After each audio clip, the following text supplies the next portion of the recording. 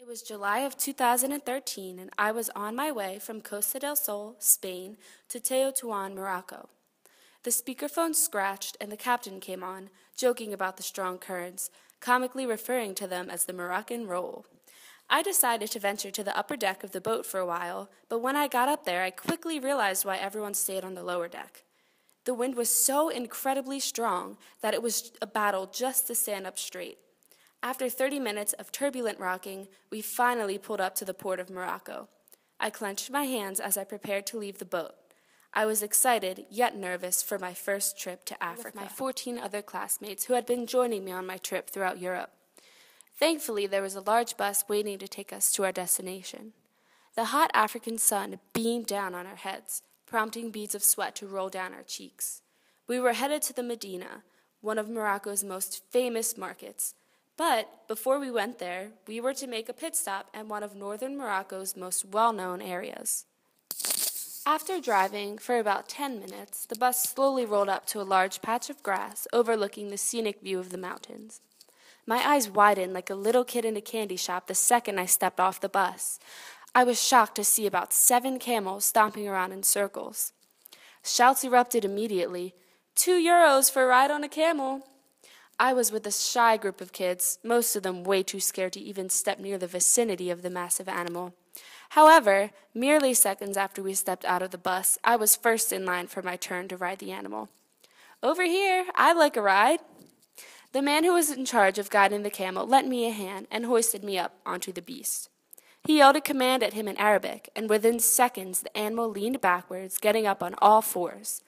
The jolt made me feel as if I was going to slide right off the camel's back, so naturally I held onto the camel until my fingers turned blue.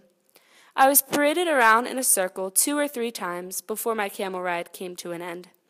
The ride was short but sweet. Who else gets to say that they've ridden on a camel in Africa? The rest of the ride to the Medina was about 45 minutes long, but I was not complaining. The scenery was beautiful, with nothing to look at but the majestic rolling Moroccan mountains to my right and the clear blue sparkling ocean to my left. I could have sat and stared out the window all day. We passed the most intricate constructed buildings, one with golden-tipped structures atop it that looked like Hershey Kisses and immediately reminded me of the movie Aladdin. Finally stepping out of the bus into the Medina, I immediately went into a culture shock. There were hundreds of women flacking the streets, their bodies completely covered with nothing showing but their eyes. The men also wore very interesting clothing, consisting of large, colorful knitted gowns and pointed-toe shoes, something I'd never seen before in my life at home in America. I felt so out of place wearing my blue jeans and black t-shirt. The Medina was like no other market I had ever seen before in my life. The architecture that surrounded me looked so intricate that I swore it must have taken hundreds of years to create.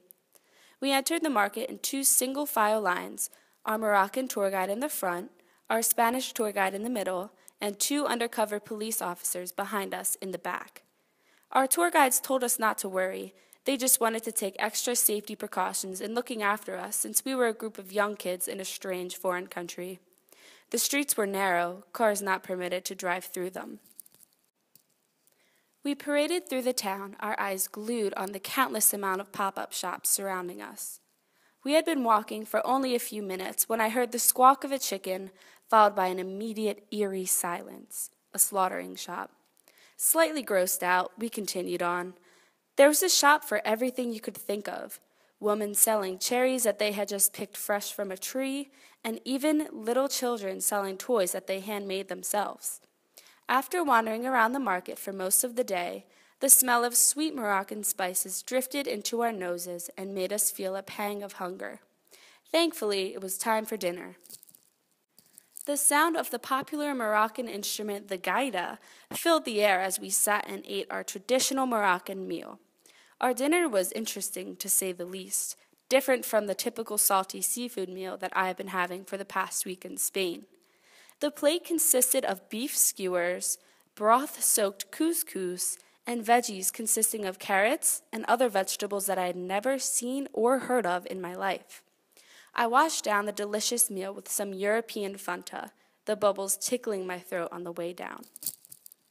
The day closed with a trip to the traditional Moroccan knit carpet shop. We were presented with the opportunity to bid on the one-of-a-kind hand-woven carpets and blankets, all of which were handmade in Morocco. The auctioneer told us that if we wanted to bid on an item, we would have to speak the words waha, which means yes in Arabic. After holding up about 25 random blankets and rugs, he held up a beautiful blue and red woven rainbow blanket, which immediately caught my eye. Waha! I shouted. He folded up the blanket and then came over to me, bargaining with me for minutes on end. I laughed in his face when he told me the starting price was $250.